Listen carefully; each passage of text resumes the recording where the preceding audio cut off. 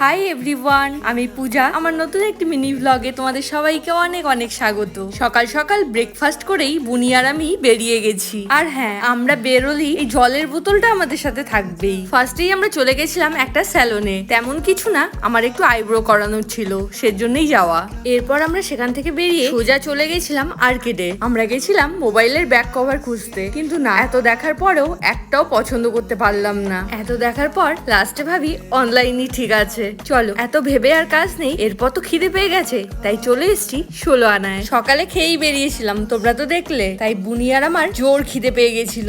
যতক্ষণ খাবার না আসছিল আমরা গল্প করেই যাচ্ছিলাম। চলো, এই ফাঁকেই একবার তোমাদের এই রেস্টুরেন্টটা একবার ঘুরিয়ে দেখিয়ে দিই। অপেক্ষার অবসান ঘটিয়ে ফাইনালি আমাদের টেবিলে খাবার এসে পৌঁছলো। বেশি বকবক না করে আগে খাবারটা খেয়ে নিই। এরপর তো বাড়ি এসে ঘুমিয়েছিলাম। আর সন্ধ্যেবেলা পিছু দিয়েছে গরম গরম লুচি আর সাথে চা। চলো, আজ তবে আসি, দেখা হবে নেক্সট ভিডিওতে।